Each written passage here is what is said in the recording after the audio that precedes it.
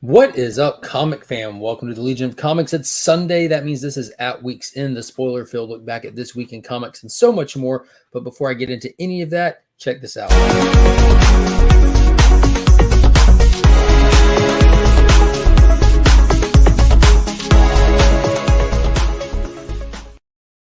So I'm joined as always by my good friend, co-host here, Ryan, aka New Guy, aka the Cosmic Campfire at thecosmiccampfire.com. I believe just straight up the Cosmic Campfire. Cosmic Dash Campfire. Yeah. Be sure to check out that website. Don't miss out on that awesomeness that's happening over there. A lot going on over there these days, and it's just more and more. It's getting bigger and bigger, which is exciting.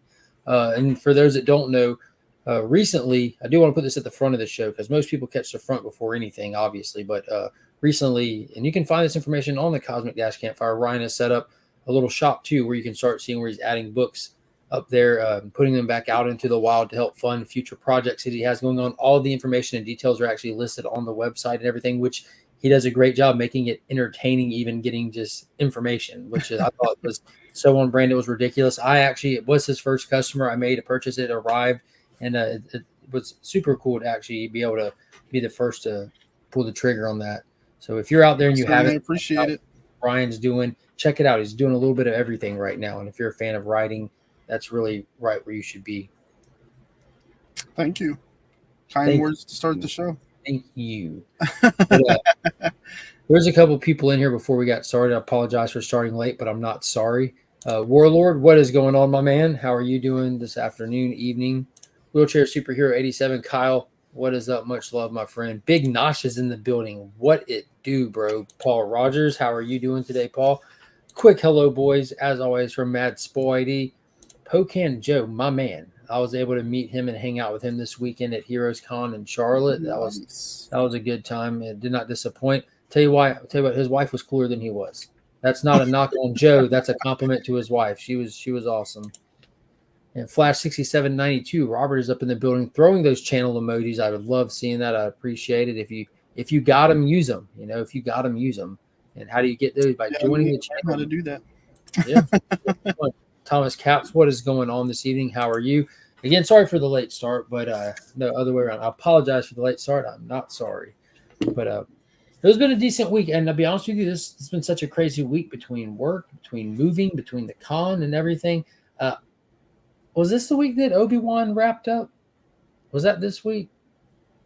You don't watch it. You wouldn't know. No, I wouldn't know. I think calendar-wise, though, that lines up. Okay, so I think the finale to the Obi Wan show was this week. And I'm going to be honest, that is an easy show to hate, to destroy, just pick apart. But for me personally, being a prequels fan, like the fan service moments made it worth the watch for me. But just throwing that out there. Now that it's over, I know you said that you planned on waiting till it's over and possibly going back and watching it, depending on how the feedback is. And I'm warning you now, you're going to hear very strong opinions on both sides of it. But I'm just going to tell you straight, it is a god-awful show that's redeemed by fan service. Just like, in all honesty, just like that most recent Spider-Man movie was. They weren't going for deep quality. They were going for fan service appeal, and it worked for it. And I think that if you're a fan of the prequels, this will work just the same. Not on the same level. That Spider-Man movie was next level fan service, just next level. But this worked like that for me. It had some great moments. I cheered in a couple of moments for some of the stuff that was going on. But I highly recommend you checking it out. Yeah. I mean, your opinion, as you know, I listen to like 180 or so podcasts a week. So Your opinion actually is like pretty on par. Most people talk about like all the plot holes, the issues that it creates, and the inconsistencies, the bad flow. Yeah, and there's a lot of forgiveness with the fact that it's not like Lucas was outlining Obi-Wan whenever he wrote Star Wars Episode 4 and stuff. So even with forgiveness, they're like, yeah, it just creates a ton of problems and stuff, but it pretty much redeems itself on fan service. Like that's what people talk. They're like, at the end of the day, like it's a great watch, but it is going to be something to try to figure out as you move down the road. So yeah, everyone knows it's not on its own. Yeah, when I watch stuff, I'm I'm just a critical viewer of stuff. You know, I'm heavily critical on stuff, and I'll be honest. Like I can be critical and call something bad and tell you honestly, but I had fun watching it. Mm-hmm. Now, if it gets bad, if I can just tear it apart and my experience like suffered because of it, that's when I'm gonna say it's trash. You know, it's just utter trash. Like Moon Knight, like I tore it apart, the experience wasn't there. That was just a trash show, and I'm glad that some people enjoyed it. But this it was a bad show, but it delivered on the experience of watching it. Like man, like when it's low, and it's actually laughable. You're not like, dude, this is garbage. You're just like, dude, did they really just do that? Like pulling the, like we talked about before, the Three Stooges act, the little rascals act, hiding in the trench coat, and they're like, dude, are they doing that? But man, like, there's just these moments where like Darth Vader pulls out dialogue from episode 3 when they're on Mustafar. It's like, did you come to kill me, Obi-Wan? But like Darth Vader just came to him. You know what I mean? Like Obi-Wan didn't come anywhere. Like you just got on a ship and traveled across a galaxy and landed on a planet he was on. You approached him. He didn't come to do any like stuff like that. But it's so forgiving because Obi-Wan immediately just delivers his dialogue. I shall do what I must. And he goes immediately into his like iconic pose. You're like, I don't care anymore. I don't care. It's so cool. It was just so cool, man. Yeah. What is going on, Jim? Another one. I spent most of my time this weekend with Chip, Jim, and John, and man, it was just a delight. Obviously, Pops was there with me 100% of the time, but dude, I wish I could just hang out with them every week. I wish these guys were local and I saw them. Like I see Alan Rue, like just in the shops, just on the regular. Like that would just make my day. As always, Brandon, mine's Marvin the Martian, my friend. And dude, it was a blast. Just great experience this weekend. I still haven't had a chance to watch Miss Marvel episode 3 at this point.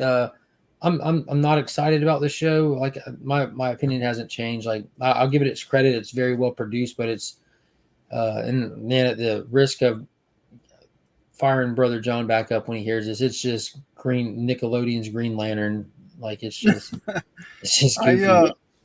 Well, the kids went to my parents like last week. Sunday we went out there. I think it was Father's Day, right? So we went out there and then left them with my parents all week. So we picked them up Saturday morning. And so I got a ton of reading done this week and stuff because I had lots of extra free hours, you know. So I read a lot of comics this week. But then they came back yesterday and I was like, I want to, spend time with them. I haven't seen them in 5 days and it's been great. So let me go ahead and ruin that streak and let me spend some time with them. But yeah, so we threw on Miss Marvel. And, so you caught some of it, actually. Awesome. Yeah, we've watched all 3 episodes now. I really like it. That first episode is just like flawlessly done. Not to compare it to anything else they've done. I'm not, in that ballpark of like it's the best thing they've done because honestly, like I grew up on black and white reruns of classic sitcoms and stuff. So WandaVision caught me right in the feels from day one with that, But I really like Miss Marvel. Like that first episode, it's sad to see the budget dropped after that first episode because the level of detail they were going into in that first episode, absolutely amazing. The way that they utilize the camera and like it never stops moving. The only time it stops moving is whenever they're sitting in like conservative traditional scenes and then the camera stops and sits still like a traditional Hollywood format.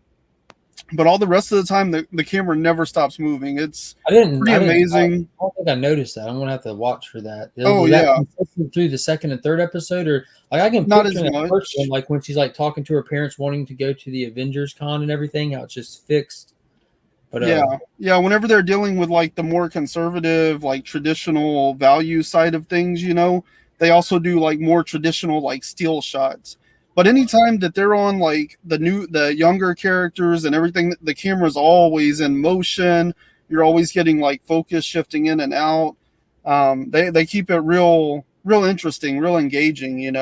They also, to me, like, one of the greatest things about comic books is the fact that like panels aren't in motion, and so that gives them the opportunity to really do a lot with the backgrounds of a panel, and so they'll take and they'll have a lot of detail in some scenes, and then in other scenes they pull everything out of the background, right down to the fact that they'll just take and put a solid color there to really give you the focus and impact on the character's face. And I thought the first episode, especially of Miss Marvel, did an amazing job with just like littering the background with so much detail and so much extra activity that it felt more comic booky than a lot of stuff, because it was like constantly drawing your attention from the characters to the background and then back to the characters. And then you would get these scenes where they would kind of drop these still backgrounds in, and it just felt like real comic booky the way they utilize backgrounds versus a lot of other stuff. As far as quality, man, like I think you're wrong on the Nickelodeon thing. I think the quality is top notch. I'm saying the tonality of the show is Nickelodeon. Even the tonality. This falls more in line with like Haters Back Off, which is like a household favorite for us. It was a Netflix show that was I think her name is Miranda Sings. She was like an early YouTube star. Netflix signed a deal and gave her a show, and it's absolutely phenomenal if you can kind of like get past kind of the nature of it. But like my kids love it, we enjoy it. It's like a comedy of sorts, but it's got like this real raw like human story to it as well. And tone wise, it kind of fits in with. I've never heard of it. What do you mean the nature of it? Well, okay, so the Miranda Sings, like she was an early YouTube star, and she was like intentionally over the top. And so she gets this series with Netflix. And so what she did with this series is she took and like she's playing the character of Miranda Sings, and she's like playing a character of like becoming a YouTube star. So kind of like pseudo real life, but like fictionalized at the same time. And then so you get these moments where like she's just like an over the top character, almost like borderline cartoony. And then the world suddenly they go from going with the joke to kind of turning the joke on her. And so you get this real like drop of the facade sort of thing, and like this real raw human emotion where she's actually being hurt by the world. And so you get like these real just like raw moments of human nature, and it's I don't know, to me it's a criminally underrated show, but you do have to sit through like some kind of cartoony live action sort of stuff. But it has such an impact, like the way that it juxtaposes those two things. And I feel a lot of that in like Miss Marvel, even like Diary of a Wimpy Kid. I feel like there's a lot of similar tonality and style and structure between like those movies and this Miss Marvel show.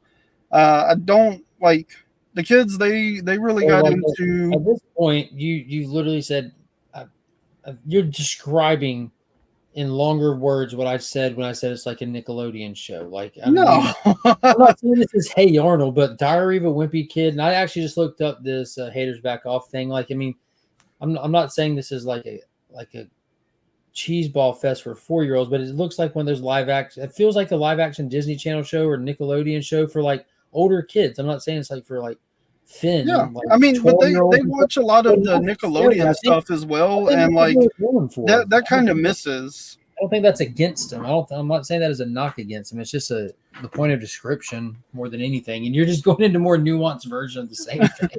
No, because they watch the Nickelodeon shows, right? Like they watch Victorious and Cat and Sam and all that. That's like way out there compared to what this is. I'm like in a gap phase with my Nickelodeon shows too, though, so it might be a bad comparison because my oldest at this point is about to be 15 and my youngest is 4. So there's like I'm in this Nickelodeon era gap, but I'll just back off. There you go. Ignacio's got my back on that one. Yeah, Colleen Ballinger is a comedian that plays Miranda Sings. I'm with Ryan here. I like the series. Is that the Haters Back Off one? Yeah. Yeah, it's a great series. It does a great job of like mixing those two things, and I feel like Miss Marvel kind of does a lot of the same things. Like it is like kind of borderline cartoony at times, Mm-hmm. Whatever the girl got hit with that hammer or whatever, like oh god, that was hilarious. Like how ridiculous that whole thing was. It still wasn't as bad as like Power Rangers Beast Morphers though. I remember Pete and Pete. I remember that one. I don't know what Pete and Pete is, so I can't speak to that. Pete and Pete. Great description. I don't know what else to say about it. It's just about two dudes, Pete and Pete. Like Drake and Josh. That's another one that I'm familiar enough with. Like I would compare this to Drake and Josh with like more. I mean, obviously it's written with more depth than that, you know.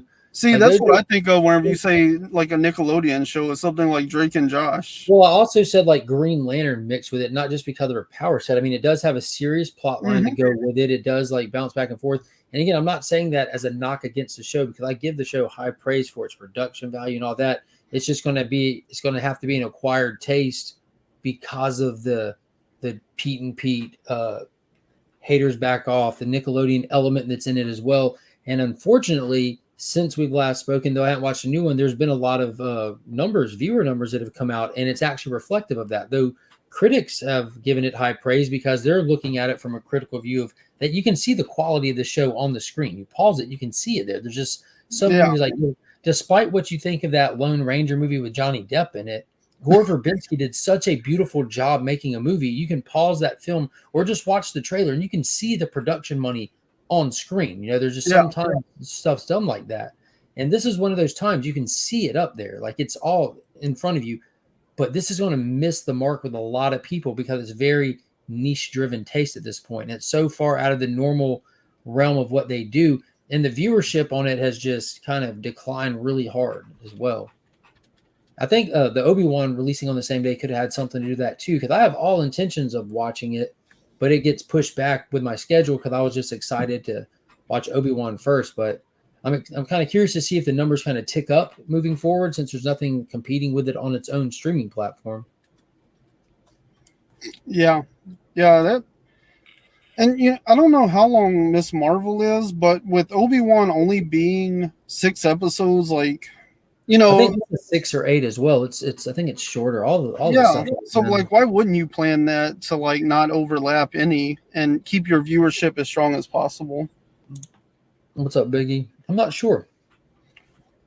I wonder. I also like the way that Miss Marvel is like layering in the like the culture and stuff, because like it's very non-restrictive to like pure Muslim culture. I feel like that would have been a turnoff, but they have characters of other ethnicities in there and how they're kind of blending into that culture.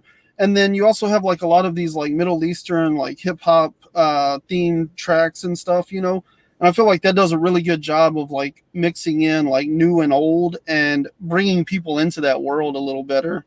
I think if it had just been like straight like Muslim stuff, it would have been, more like traditional Muslim things. I think it would have been a lot harder for audiences to slide into all that. So I thought like thematically, like it all blends just really well, very well organized on that side.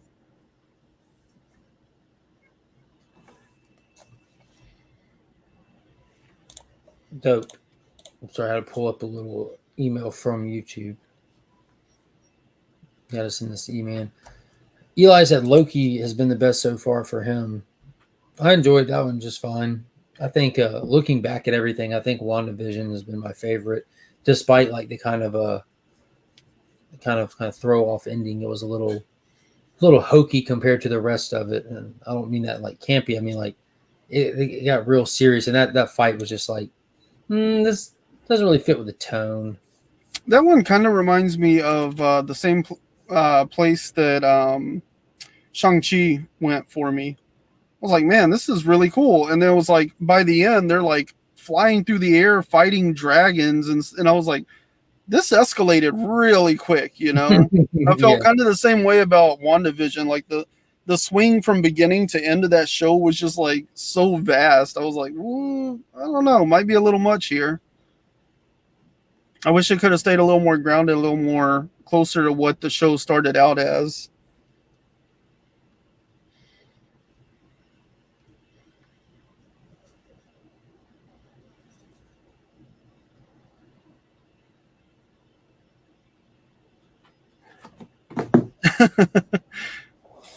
Playing catch up. Friday's video caught a claim on it, which I told him it was going to. I was able to watch when I was traveling, and Tyler and E-Man were pulling up Australian football stuff, and I'm like, dude, don't pull that up. It's going to catch a claim. I'm like, no, it won't. I'm like, it's going to catch a claim. caught a claim. Cool. Not really.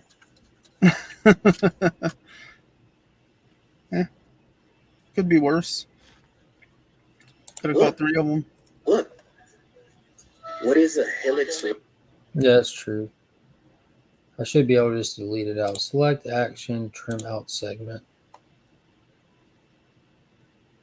Continue. Trim. That's super easy. Boom. Boom. There you go. Winner, winner, chicken dinner. Sorry, what is up, Alan Rue? Another person who I met here in Augusta that was also at Heroes Con. And there's Nick, man. I'm still wearing his shirt. Took it with me, saved it for the last day since Jim put Jim's shirt on. I put my shirt on, and we just chest bumped all day long. We just rubbed our necks together.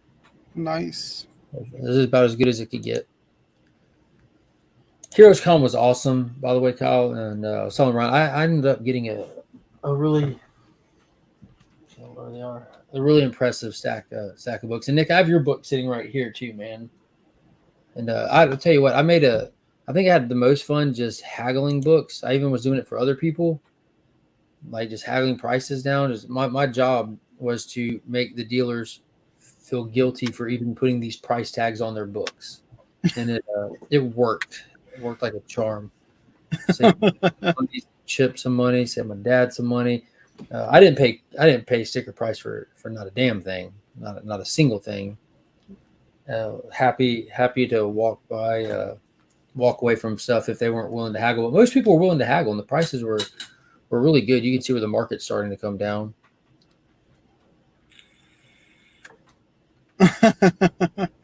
He said, "Hey Nick, did you know that Zach the Black Ranger didn't have a finger? Yeah, he's missing a finger. I think his ring finger." Mm-hmm. I bow to Mark's haggle skills. Yeah, it was fun. I think I managed to haggle one of them pretty good on one of Chip's live streams. Even they wanted these 2 prints, and the guys were like $100. I think it was like $180 or something for 2 of them, or $150. And Jim's like, I think 150 sounds better. I said 150, no way, man, 120. And we're talking to the guy too. I'm like 120. And he's like, I can't do that. I think you can. And we go for a minute, and Chip's like holding the live stream and point out that we're live streaming. The guy's like, "Oh, you're streaming?" Like, "Yeah, man. Tell everyone what you got going on here." And he told everyone, like, "No, man. Tell them where to find you. Like, we're up here at Heroes Con." Like, bro, for the people that aren't here, tell them where to find your merchandise. You got to sell this stuff. And he picks up his business card and does this whole thing. I'm like, all right, now you owe us $120 for the promo. It was just fun. It was really fun. It just turned into a huge sport. But yeah, that's pretty much it for the shows and stuff this week. As far as HeroCon goes, I'm going to try to put out some content about that, and maybe do some kind of hangout next week or something. I came home to, my house is still in the process of moving. This is the new man cave, and that's all stuff that has to be boxed up and moved out to the little house and stuff. So I'm just kind of overwhelmed with to-do list stuff right now. So I hope I'll get some Heroes Con content out in the next week or two at most. But till then, we always have new comic books to talk, which I have a nice stack here, a really nice stack of some exciting books. Ryan, you said that you read enough stuff for the 3 of us, which is ironic because there's only 2 of us here. Not sure what Chris is. I think he's starting a new job tomorrow, so we'll see. But just flipping through, I know you've read some of these. That's actually a second print cover. I just had to get it because it had the full roster on it. Oh, nice. Yeah, and I was able to meet Daniel Warren Johnson this weekend, talk to him, tell him how much I appreciated Murder Falcon. Like I told him, I do a power bomb and handed it to him, and I felt weird taking a book that just came out, kind of thing. Like, yeah. I don't want to. Like, I just discovered who you are. You signed this. I don't want to feel like the guy is just trying to flip someone's stuff. You know what I mean? Because that's just not me. There's nothing wrong with it. But that's just not me. So I told him, like, dude, I wish I had my Murder Falcon to get you to sign, because that story literally changed my life as it pertains to comics. Since then, I expect to feel a certain way or get a different reaction out of books. I read books completely differently before and after that series. And I said I enjoyed it so much that I gave it away to somebody else for them to read. And I told them they're actually here to meet you and get it signed as well. And that person didn't even make it. Like, it had already passed to the next person, who was then the one that met him and got it signed. So it was given to me by my friend Brent. And I gave it to Jim. He gave it to John, and John ended up getting it inside taken care of. Hopefully John will do content on it, and check out Brother John's comics here on YouTube and follow on Instagram, because he shared some of it on Instagram already. It was phenomenal what he had done. Nice. Well, what did you read? Go ahead and get us started off. We're going to go with your reading list tonight. Man, let's start with Black Adam. I think that's the first one that we really touched on Tuesday and stuff. So yeah, I'm cool with that. For me, like, I went in with like no real prior knowledge. I mean, all I really know about Black Adam is, that he's been a, kind of a DC Doctor Doom sort of character. Yeah. And, then as of recent, he's kind of changed sides a bit, falling into kind of a new area as far as like good versus evil. And, The Rock is playing him in a movie. So that's really all I knew going in. I read a couple issues of Justice League where they brought him on the team and stuff. So, I really don't have that much knowledge about Black Adam going in. But I was pretty excited to check this one out just because it looks like Black Label quality. I don't think it is Black Label, but looking at all the preview stuff, I was like, this looks Black Label quality, And so I kind of went into it on that basis, and I really enjoyed it. I thought it was great. There was like some stuff that was maybe slightly over my head, but I kind of assumed it would be because it wasn't like, here's the brand new Black Adam origin story relaunching and rebooting for the Rock's version of everything, So I was like, yeah, I'm sure they're going to like pull some stuff over that I don't recognize. But all in all, I really enjoyed this first issue. I thought it was a lot of fun. Mark gave no F's for Vendor's bottom line. You say it that way, or I cared too much about their bottom line that I was going to go find it. We're going to find the real one. We don't hide it around here. Oh, you crazy? One dude, in all sincerity, Chip was after one specific book, and we found one. They gave him a price, and he was kind of thinking, I don't know. And I grabbed him like, dude, there's a spine tick here. And the vendor looked at me and goes, dude, you're going to talk me out of the book. I said, no, I'm going to talk you out of the ridiculous price you put on it. And sure enough. Oh, it was fun, man. It was fun. But back to Black Adam. I thought it was cool. And I thought it was going to, before, I knew it wasn't Black Label after we got the cover for it. Not just the cover art, but the full cover. Because I looked for the imprint. Because I do pay more attention to Black Label stuff. I tend to find a lot more enjoyment out of it. It's almost like a guaranteed hit for my taste, I love the creative freedom that goes with them. And I feel like we're still getting that in this. We get the little, what was it, a little writer's note sometime before the death of the Justice League. Yeah. Just letting us know, like, there's going to be some of those just spread out because of DC's intentional loose continuity.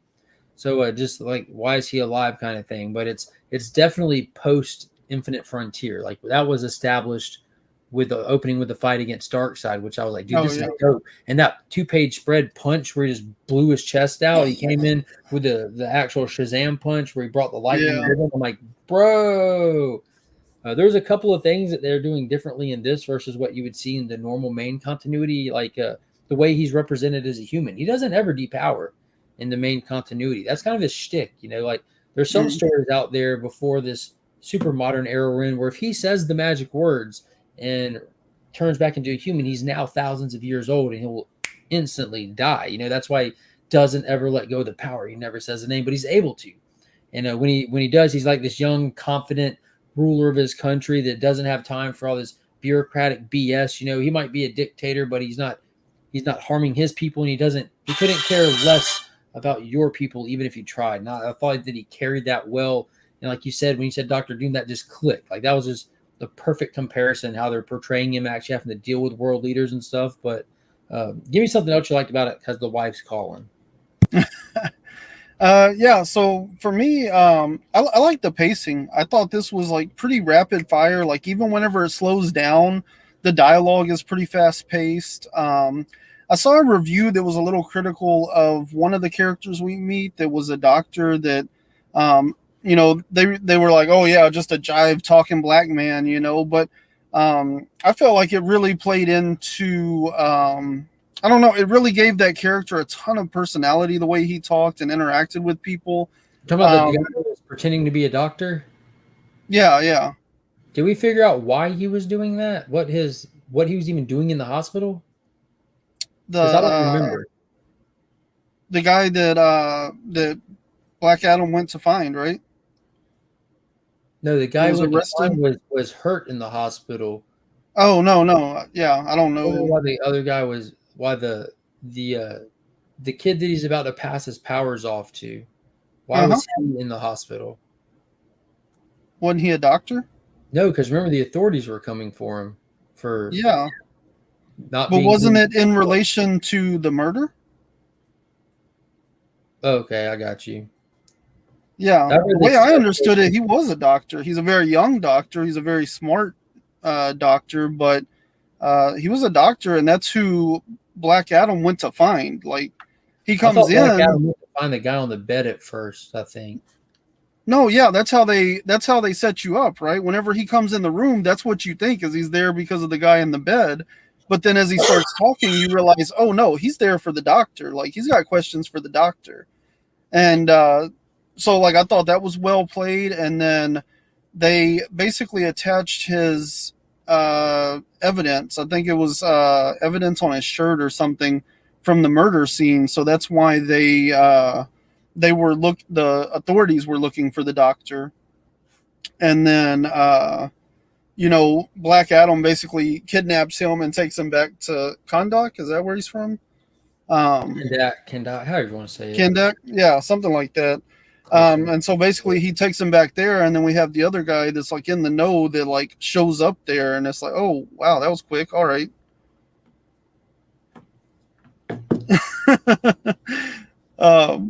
So yeah, I thought it was fun. I thought it was like real like nice and like fast paced. The action was like big and phenomenal and over the top. And then whenever, like I said, whenever it kind of slows down, you get like this real like quiet, measured character out of that's awesome. Right. Real quick, there's a late night auction that they do. I mean, big money was thrown around. Like Scotty Young piece went for like $9,100. He just drew on the COM4 kind of thing. Aggressively had some stuff where his plans got messed up. He didn't think he was going to make it, but he was able to drive down there for one day and drive home at the end of the day. And I never passed him when he messaged you on the con floor. I was out of the con and this and that. So late night at this auction, we're sitting in there. You're supposed to be kind of being quiet. People are chatting in the back kind of thing. And he went in a Monarch henchman, number 27 from Venture Brothers. So I'm looking around and I see the butterfly wings and I just stand up and yell, aggressive!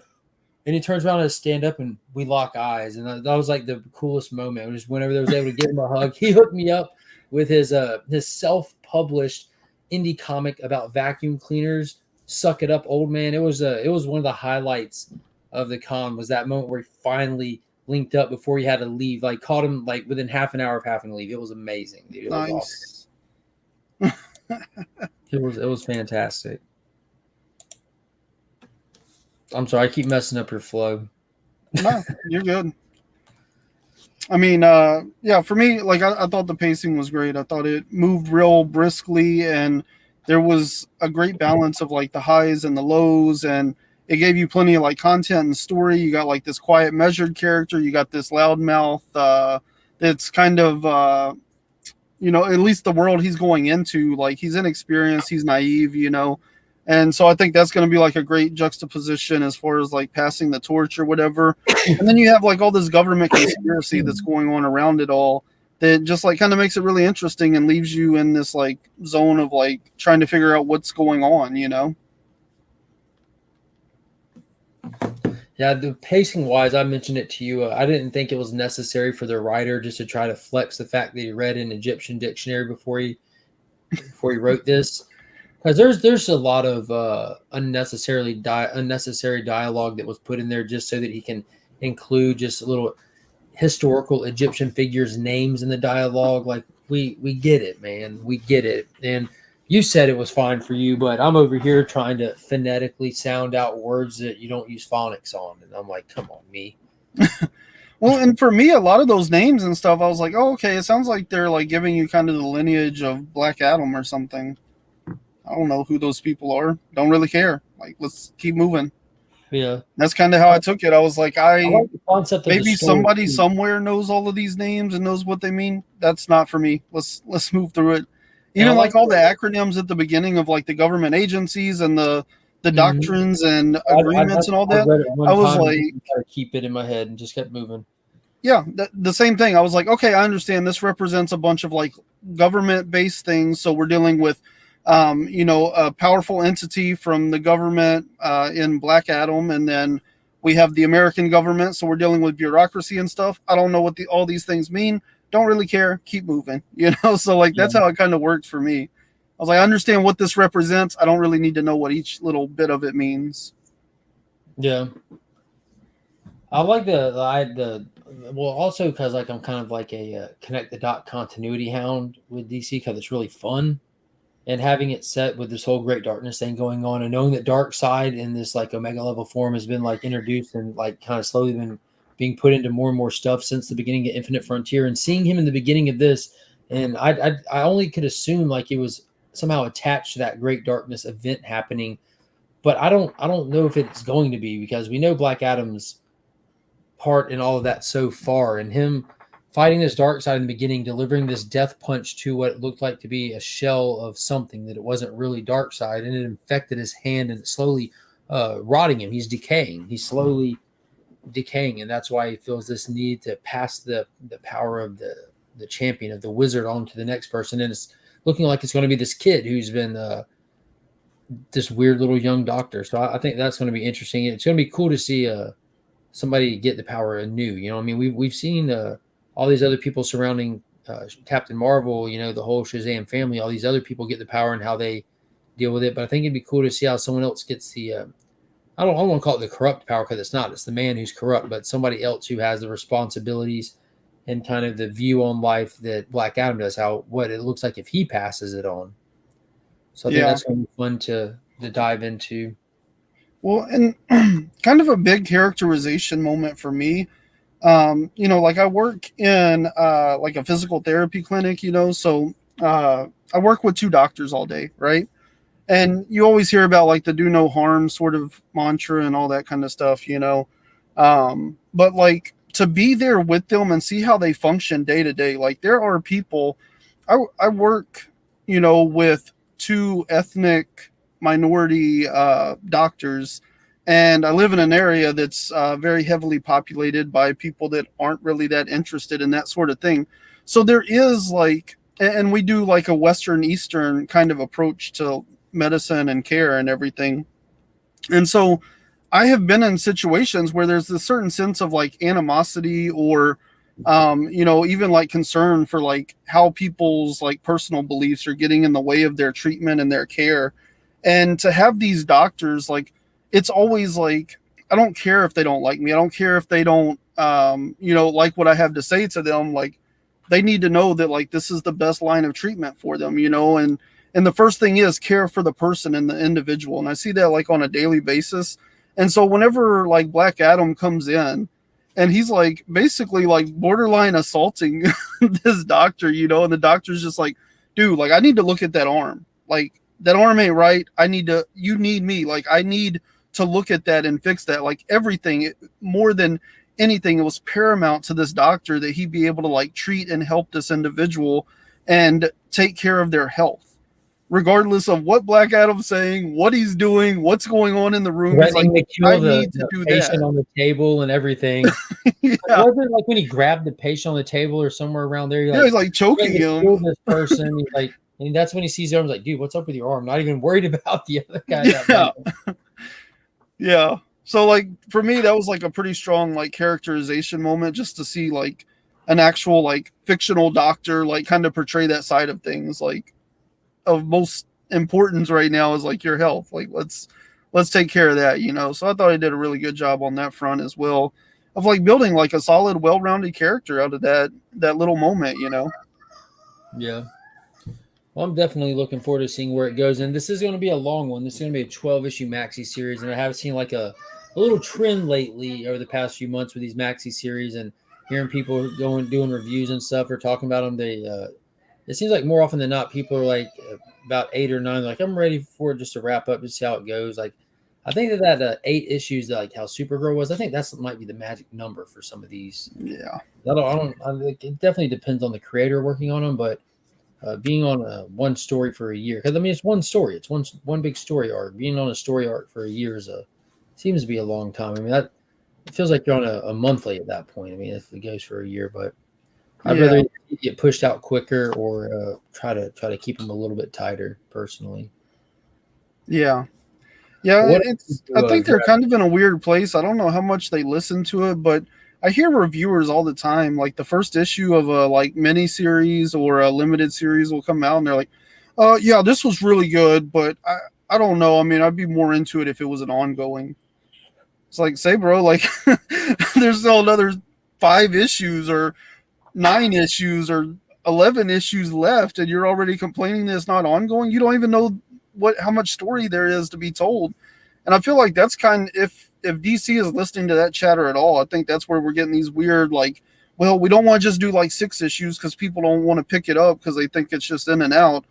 They're complaining they want it to be an ongoing, but when we give them ongoings, they don't read it all. And so maybe we should just start doing like 12 issues for everything.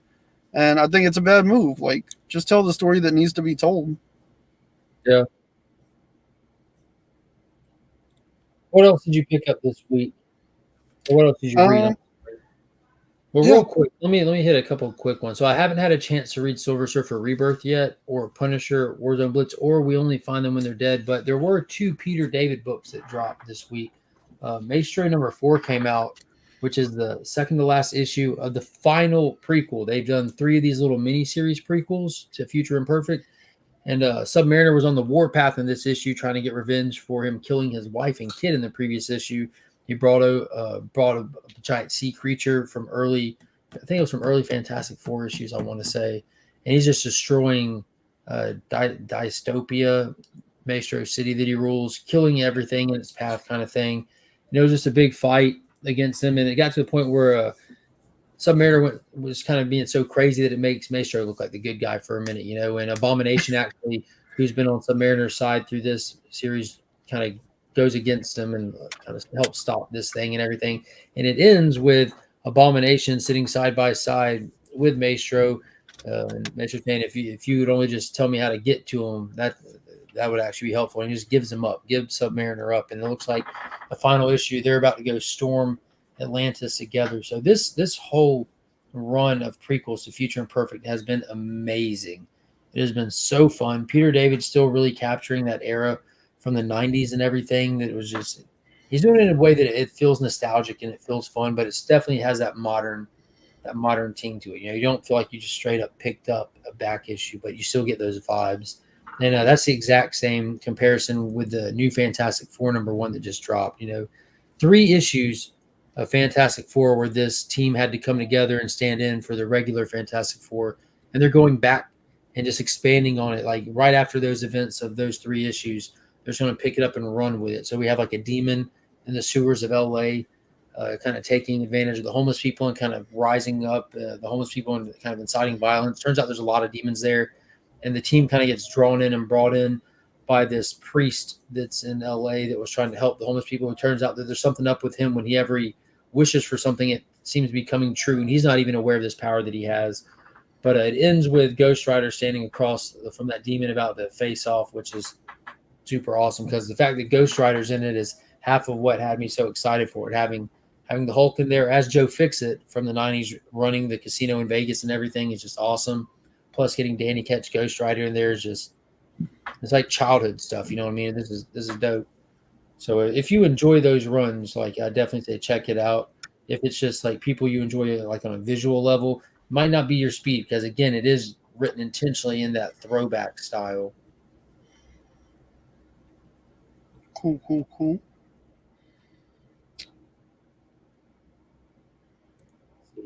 Do the variants not ship with covers of the new FF? I didn't see them at local shops. To be honest with you, I don't know. I don't typically get to my SCS on except on DC Day, and then as soon as I can first chance I get. So I went on Thursday on my lunch break. I just ran down there and ran right back to work. And I just kind of grabbed it if I didn't. I'm an A cover guy. I can definitely take a look and check for you free. I'll try to get up there obviously Tuesday. What's another one that you checked out? Did you get into any of the Dark Crisis stuff? We had 2 books that were tie-ins for Dark Crisis this past week. I don't suppose so, because I didn't read anything Dark Crisis related. Were you still reading Flash? Nuh-uh. I haven't read that in quite a few issues. I think last time I read it, in fact, was when they went to like the Crystal Kingdom or something. Yeah, Gem World. Yeah. Gem World. Wow, that was really far off. Yeah, Crystal Gem, same thing, but they went to Gem World. They're fighting Eclipse, and we were trying to use Gem World as an amplifier. And we had the Justice League Dark in there. That was a really fun run. Yeah. But this one is the Flash family coming together and making the hard decision that we have to go find Barry. So they actually split up and go through hyper time to different points, trying to follow his frequency that they established in the future state stuff. You know, he had like the little frequency machine. And then in the beginning of this run, when Wally was lost in hyper time, and how they were trying to zero in on his frequency, and they finally started being able to communicate with him and try to stop him from hopping. They're trying to zero in on Barry, and they found 3 berries. So they're going out on different teams to try to see if they can get a hold of the right one. So it was pretty dope. You know that Barry's going to be Barry or Wally, pick one, or even Impulse. You know, if you go back to Infinite Crisis, Flash is always at the center of something very important in a crisis event. So I'm excited to see what they do with this. The times are going to be fun. And then Young Justice, I was excited for that. Got some Connor, Impulse, some Tim Drake, some Wonder Girl, and that was probably one of the best read books that came out this week for me. They actually address a lot, like they get really meta. So you have these people that talk about like how these are like those. They're not Superboy, they're not Superman. It's the other Superboy. You know, it's not Damian Robin, it's not Nightwing. It's all the middle child. You know what I mean? They kind of address that stuff. They're like, we haven't been around each other together in a long time, and the deaths of these people brought us together, but like we haven't had the need to talk, and some of us have died and come back to life since we last saw each other, and how are we even processing this? And they're addressing things that the readers feel and say, but how does it look in them inside their world, you know? And I thought it was fantastically creative, and apparently something has like blipped them gone somewhere else, and they're kind of in this picture perfect world, kind of like we saw Barry is in the real Barry Allen, and Wonder Girl is trying to go find them. So this is going to be a 6-issue miniseries that runs through Crisis, and this is probably going to be crucial to getting the Justice League back, because we found out that that's where they are. They're not dead. Pariah is pulling them and basically putting them in their own their fairy tale worlds. You go back to the original Crisis, you know, that's what happened with Earth 2 Superman and Lois, with Alexander Luthor, and with Superboy Prime. At the end of the Crisis, they didn't die, but they didn't go back to the main continuity world. They went into this paradise dimension, basically, and it, you know, heaven for eternity is going to turn into hell. You know what I mean? It's that curse of eternity thing. It looks like that's where they are. Too much of a good thing. Mm-hmm. But they're pretty dope. Yeah.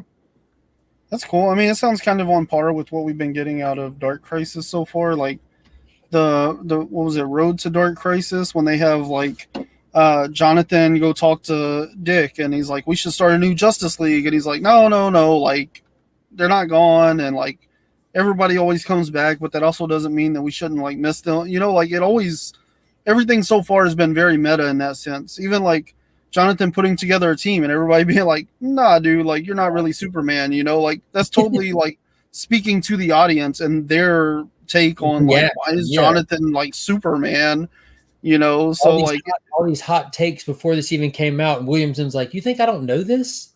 Yeah. You think I'm that dumb? Yeah, so like I feel like that's pretty much all of the Dark Crisis stuff has been so far, but done a great job of just like addressing all the criticism and like fan outcry sort of stuff, you know, and like trying to kind of address it at a meta level without actually like just straight up breaking the fourth wall, Deadpool style, you know, or Ambush Bug more appropriately. There we go. Yeah, the OG right there. Yeah, right. What's going on, Kenneth? What's going on, Scott? So let's hit one that we both read. I know you did not skip World's Finest. Absolutely not, man. Wade and Mora, another dynamic issue. If you're not a fan of reading, you don't have to if you don't want to, because the artwork is so dynamic and tells the story on its own. It's ridiculous. Dan Mora was made to draw these DC heroes. Like, it's just, he nails it. Yes. Nails it. Like, I can't wait to get a chance to meet this guy in real life one day and just get him to sign all kinds of stuff. Right. But we had a cool little story wise. It was a cool little step in it. We saw like the bad guy kind of play his hand a little bit, give us some more context to the past. We found out what it's going to take to actually stop him, and it requires an action that heroes are not willing to take in our day. That they had to compromise a little bit and sacrifice one of their own to keep this. Is it Nezra or something? Neza. This ancient entity, this demon or something, this magical power base. You can't stop him, you can't kill him, but you can imprison him at the cost of the life of one of your own, basically. And you can only seal the tomb from the inside. Yeah, I thought that was a cool twist. So it goes back to what you've said numerous times over our time up here, is there's always a better way, and they're going to have to find it. Where this team back in the day, they didn't find the better way, and now here we are years later, and he's back. So not finding the better way didn't work out. That's why it's important to find that other way. And you get like two like very like haunting final scenes in this book. Like, you know, whenever they leave, so when Supergirl and Robin leave, and they turn to Homegirl, and they're like, you know, you made the greatest sacrifice of us all. And like kind of like midpoint cliffhangs that issue. Like, wait, so like what did they just figure out? Like, what is the big secret here, you know? And then whenever Supergirl shows up, dude, like she came in like straight out of Tom King's book, just like bow, bow. Yeah, and like so Neza was just beating the snot out of Superman and Batman, and Robin and Supergirl took a trip through time to go try to get information on how this people in the past stopped him. And on their way back to the present, they get hit, and Robin is now lost in time. We don't even know what's up with him. We just know he's not in the past, and he's not home.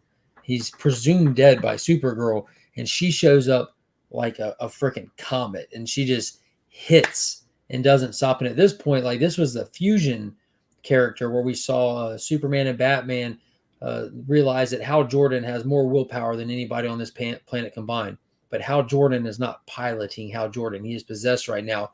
So they literally looked at his ring, and with everything that they had, even with a possessed Hal, they had to use everything inside of Superman and Batman to will that ring to them in that moment. And that's where we got that cool fusion character that could then try to fight back Neza. And they did for a minute until he kind of showed his hand like, dude, y'all really ain't hitting on nothing. And here I come. And right when Neza thinks he's about to come back, right when the ring's about to lose power, here comes Supergirl coming in light comet, just light speed, just takes him, keeps him going, and keeps laying into him. It was like that scene in Man of Steel where he snatched up Zod, beating the tar out of him, like, you think you can threaten my mother? You had one of those moments, and it was dope. And they're trying to talk to her, like, where's Robin? She's like, we don't have time. Why are y'all talking? Let's do this. I'm like, dude, that was intense. Yeah, she's like, one more hit from him, and like I would have been done. So like, you need this information. Robin's off the table right now. We'll talk about that later. Like, this is what you need to know. Came in with the business end, you know. So I feel like, because you know, I kind of when it comes to like Nightwing, I kind of got a little burned out, and I'm getting a little burned out with Son of Kal-El too. I think I have more patience with that one because I'm a Superman fan, but these story arcs that are just dragging too long. You know, the why I dropped the Iron Man title, Cantwell's Iron Man, it was like 16 issues in on one story arc. You're seeing the arc already. You know, we had the introduction with the cliffhanger. We had the problem introduction, them getting off to try to solve it. Now they're coming back with their first attempted solution and their first confrontation, kind of not getting anywhere with it. So I'm hoping like by issue 6, we'll actually get a proper 6-issue story arc here too. So it's very well structured. So Mark Waid's doing a great job, not only delivering like a really fun story, but the structure of this is very classic as well. And I appreciate that too. So if you haven't picked this up yet, jump on for like 6 issues and see what you think. This is a phenomenal monthly. Yeah. This is easily one of my favorite monthlies dropping right now. Yeah. Absolutely. It's The it's artwork been is amazing. Yeah, speaking of Nightwing, this issue was good. Like we got like Blockbuster and Heartless had their confrontation. We got more information on Heartless, like he made a misstep here, and so we got some insight into more about who he is and where he's coming from. what did they And tell us? 'Cause I'm 2 issues behind on that one now. mm. So at the end of the last issue, Blockbuster's like up in his like crystal tower. He's like watching the city, and basically like his guards are getting their butts kicked in the hallway. And he goes and opens the door, and like they're all like laid out, and Heartless is right there at the door. And so this one picks up right there, right? So they have this conversation, and Blockbuster's like basically ready to beat the tar out of Heartless, and Heartless is like, "Look, dude, I already know all your plays and everything, blah blah blah. We have the same interests, like essentially, like I'm gonna take your city from you. So at the end of the day, like we're gonna have a problem. But right now, Dick Grayson is the problem, and so a friend of a friend or an enemy of enemy is a friend or whatever. So let's work together. We'll do that whole fight thing later. And so then like Blockbuster kind of is like, all right, not really, and like basically beats the tar out of Heartless and throws him out the window. And so you're like, all right, so like what happens here? And then we get this scene a little bit later in the book where Heartless is like all like beat up and damaged. Like you see him in an alleyway where he, like where he fell, like on the sidewalk and stuff, and his leg is like clearly broken and all that jazz. And so then later in the book, you see him like getting repaired, and he has like all these ports like in his arm, like USB ports and stuff. And you can kind of see that there's like technology involved. So it's still not completely clear if he's like 100% android, like a complete robot, or if he's like a hybrid android sort of thing. But we definitely know that he is not 100% pure human. And he says, like this heart is, like I can, because there's like this almost like a butler, like an Alfred is like repairing him. And Heartless is, to the effect of like, yeah, no, this heart is pretty much done. And the butler guy like pulls the heart out of his chest and like goes down this hallway, and like there's like this huge room of just like jars of different hearts and stuff. And he pulls like a new one down off the shelf. So now we know why he's collecting hearts. We know what he's doing with them and stuff. Yeah. The Jeepers Creepers thing. Yeah. So that's pretty much all we got as far as revelation there. And then, and again, this kind of like plays from the last issue, but in the last issue, they like opened this new park and stuff, and all these like guys like showed up to ruin the opening day celebration, basically after Dick Grayson for like trying to make the city a better place. They attack Haven. So in this one, the cops, like the main cop is kind of like being a dick. Like, Dick Grayson like shows up at the park, and they're like harassing all the like homeless kids and stuff, that he had basically built Haven to help take care of and stuff. He's like, yo, like, what's your problem? This, that, and the other. He's like, look, we already told you, like, as soon as you opened up this place, all these bad people showed up. This is just another like crime alley sort of situation. It's not a good place. We're going to increase the police presence here, this, that, and the other. And so basically Oracle had pulled all the footage from when those like bad guys had showed up in the last issue. Dick had, at the end, he was able to like unmask all of them basically. So she pulled all the camera footage from that, and she was able to basically make a list and release it to the public that the people that showed up to ruin that celebration were the cops. And so now especially the main cop that was there, he's like been outed right there on public TV and everything, as being corrupt. So now not only has Dick Grayson kind of elevated things by, giving all this money, and he's going to make Bloodhaven a better place, but now people have also seen the light of like all the police force and stuff is corrupt, and they're on Blockbuster's payroll, so kind of just like upping the ante as far as like public perspectives on all of that situation. But Bruno Redondo's artwork and stuff, and like all the whimsical little extras he puts in there and stuff just makes it a lot of fun to I read. like getting those random panels with the Ben-Day dots in it, like a vintage comic. Like, plays with that style and everything. Yeah, and I like the little like I IKEA instruction bits he puts in there. I'm normally always like really happy when I read it, but I'm never excited to read it. It feels like a chore, and then when I'm done with it, a treat. And it's just one of those that it's telling a great story, but it's just not. I don't know. It's just not like big picture paced fast for me. You know what I mean? Yeah. The same Well, thing. I feel like you know, a lot of like what you were talking about, you know, more like classic stories and stuff, like it's typically your story covers like 2 issues, maybe 3 or 4 issues. Most recently like 6 issues, you know. But like a lot of it's just like focused on the superhero stuff. I feel like where we're at now, a lot of what they're doing is basically telling like Dick Grayson's story. Yeah, And all the superhero stuff is in the background, and so they can take like the superhero arc of it and stretch it out because it's just a smaller element of like the human story that's going on in all of that. Yeah, and you know, almost like everybody has a different flavor. And I'll get around to reading it. I definitely will. What else you got? And I'm gonna put out there. I'm not gonna be on here long tonight because I am absolutely nothing in the tank tonight. Yeah, probably down for about one more than dipping out, man. Yeah, I'm kind of curious to hear what you thought of We Only Find Them When They're Dead. But if you want to save that one for next week, because I haven't read it, I'm cool with that. Yeah, I wasn't going to say too much on that because I do want you to read it before I spoil it, even though this is a spoiler show, but, you know, respect the host. So all I was really going to say on that is it's kind of what we got with that second arc in a sense. Like there's a pretty big like time jump, and then the type of story they're telling is different, you know? So in that first one, it was like the miners and stuff, and then it became like a heist story. Yeah, that was crazy. Yeah, and so this one kind of like flips the script again, and now we're kind of in like this philosophy story, and I think you're gonna enjoy it because like, you know, it does. Man, it's hard to not say anything, but it does some really cool stuff with like, because of the big time jumps and because of the scope of time we're looking at, you know, it's like looking at different eras of civilization. And this is once again just like a whole nother era, looking at it and being able to like kind of circle back around to where we all started. So it was really cool. I really liked it. I think my comment to you was it reminds me of Michael Fassbender's character in Prometheus and Alien Covenant.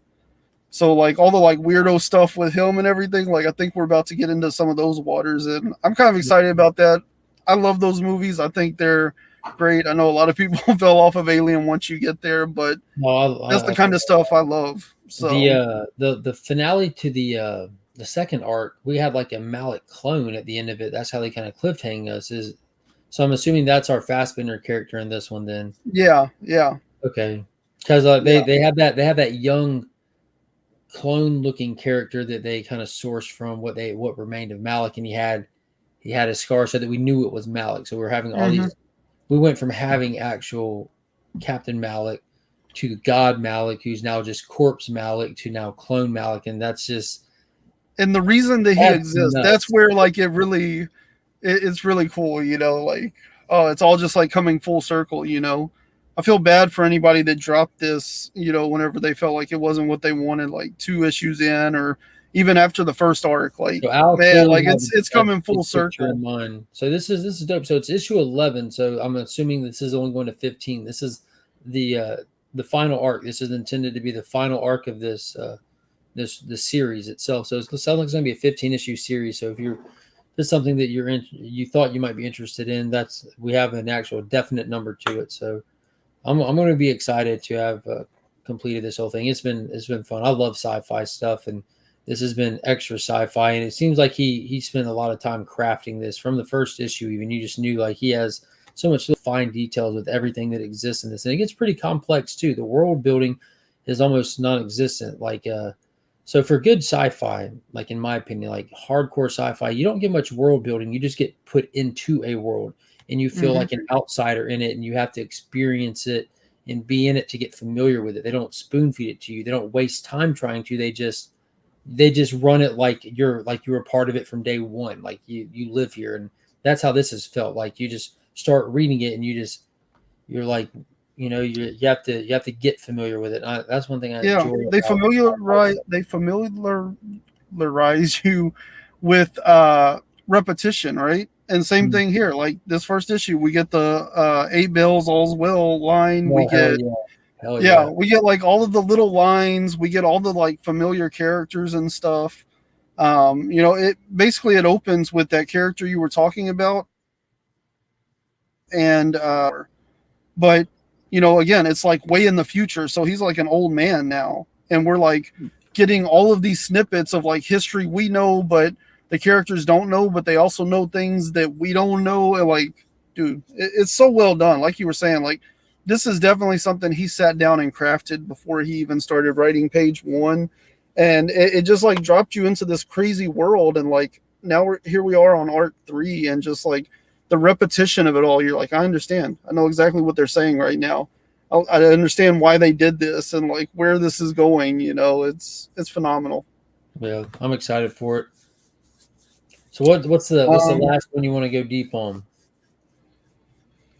Man, I don't know if I have anything to necessarily go deep on. Well, real quick, I do want to let you know, because you highly recommended that I picked up A Calculated Man from Aftershock Comics. I went to the Aftershock booth and was talking to the big wig of Aftershock, huge booth. And long story short, he thanked us for pushing We Live and getting the Miranda Brothers on and all that. And he gave me multiple copies of the A cover, the variant cover for it, and even a new series that's not released yet in the States. A couple copies to read and give out. So I will be reading that, and then throwing some into the Legion loot boxes and future giveaways for the channel members, because I know that book is already spec'd up and everything. But yeah, I'm going to keep one for myself if it's good, and add it to my pool and try to keep up with it. Because if I don't get floppies, I can't keep up in real time. I've proven that to myself. I suck at digital reading. I sit down to digital read, and I read the stuff that I'm about to go buy later in the day when the shop opens. That's like this. It makes no sense. Yeah, it makes no sense. Yeah, that's cool. Calculated Man was great. I hope you enjoyed that one. I do too. If not, I'm just gonna rip it. Well, that's not true. I read Kaiju Score Steal from the Gods #3.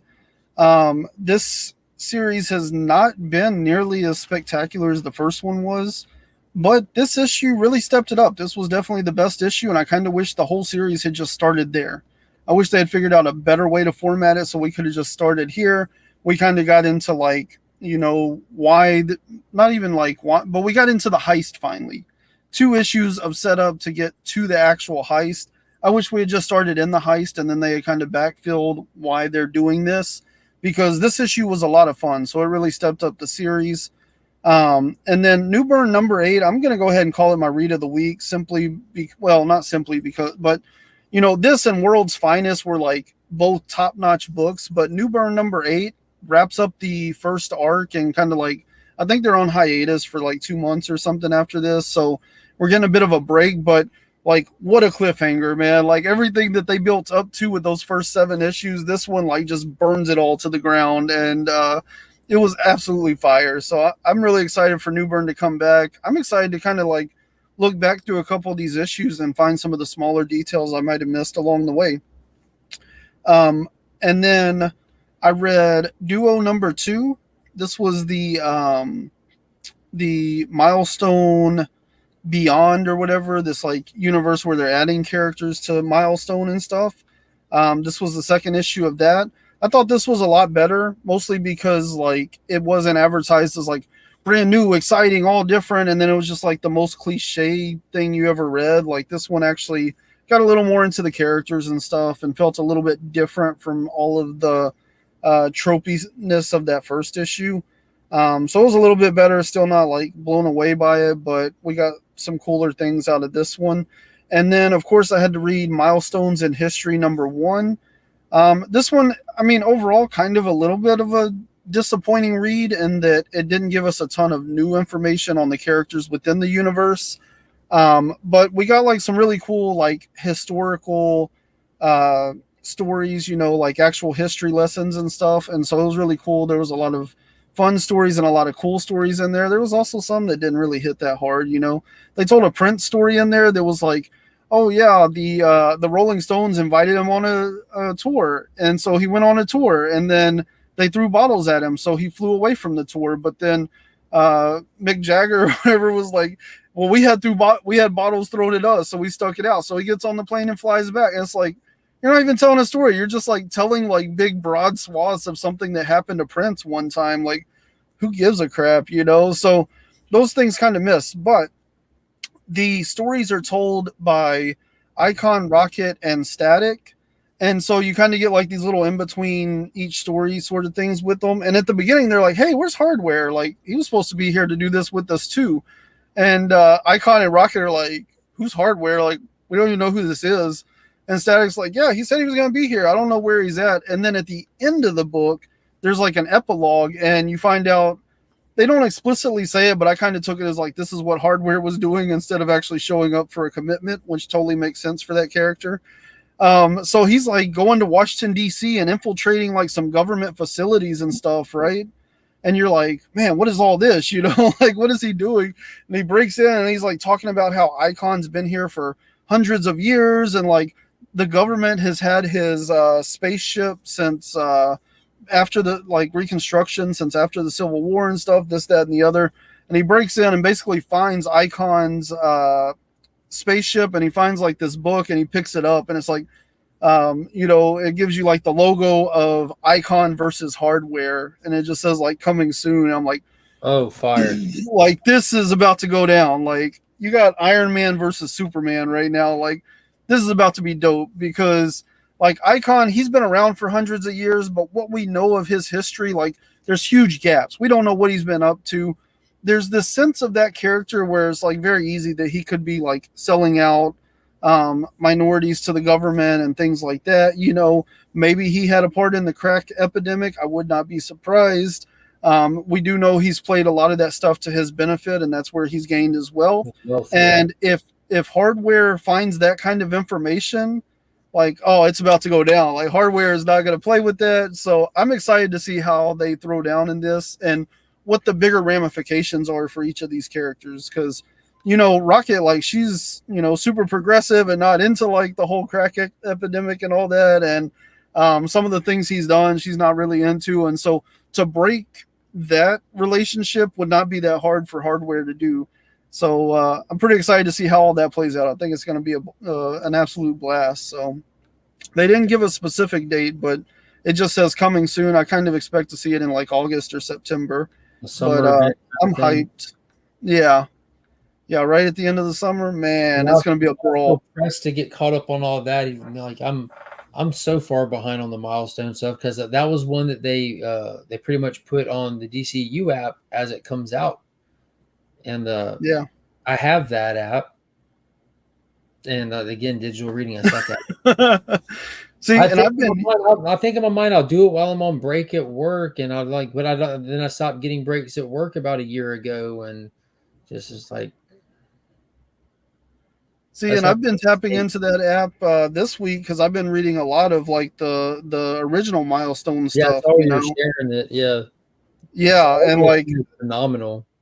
Dude, it's so good. Like the artwork, oh my god! Like the backgrounds and again, like I'm just like really obsessed with what's going on in the background of everything anymore. But man, some of the stuff that Dennis Cowan did, like holy crap! Like there are some moments like later on in Hardware where it's like, oh yeah, it feels a little milled in on this panel and stuff. But there's some panels in there where it's just like, holy crap! Like he drew every shadow on this flame in this explosion. Like, why? You don't have to, but you did, and like it's incredible to see. But that also has me interested because they haven't really revealed this in the newer stuff.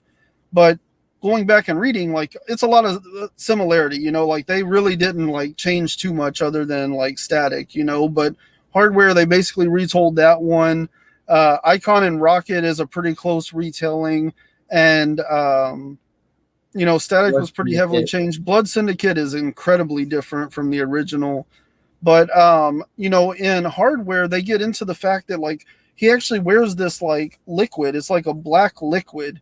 And, you know, they kind of start to get into this idea that it's like an alien liquid that he has found. And so I'm kind of wondering, like, if they're going to play into that and we get hardware versus icon and everything, like, is hardware going to find all these secrets out about icon and his like alien existence and stuff? And is that going to be something that ties into where his black liquid suit thing came from? And like, what's the connection there? You know, like, do you sell out somebody who basically you're using their tech, or do you like keep it hidden? And like, does icon know that hardware is using that technology? You know, like, there's so many ways that can all be spun. So I'm interested to see how that plays out as well. But a lot of that is knowledge I've picked up based on reading all the stuff, and like pretty obsessed with Dwayne McDuffie right now, because he wrote, like, he does have some co-writers on Static. He has a co-writer. I think Blood Syndicate, he also has a co-writer, but his name is on everything. Like, he created and wrote like that whole universe, and it is absolutely insane how well written it all is and how different it all feels. You know, like, these all feel like individual books and stuff. I think part of it is collaborating with the artists, but part of it, I think he's just like an incredible writer. He ran Static Shock. He ran Justice League on Cartoon Network. He ran Justice League Unlimited. Like, that's all his stuff. He set up like those shows and everything. Like, dude was an incredible writer. It's a shame that it took me this long to really find out how good he was. But dude, powerhouse. Like, everything is so unique and original and multifaceted that he did. So RIP to that guy for sure. Yeah. We're definitely going to call it on that note, on a high note. So if you haven't been picking up the current milestone stuff, go check it out. It's available on the DC Universe Unlimited app. If you for just that little cheap monthly subscription, you can get caught up on it by, like, it's all there. That'd be a good way to test the waters on it. But I appreciate everyone watching tonight. Appreciate y'all putting up with us. Appreciate you being here, Ryan. Thank you so much. Tomorrow I have a CGC unboxing video that'll be posting. It's the books that I sent in for the Prez event. I was excited to get those back. So be sure to check that out. And again, if y'all haven't already, check out cosmic-campfire.com for amazing stuff on writing, stuff on stories that you can find and shop for some of the next venture that he's going to be doing all these days. So appreciate it. And until next time, I'm more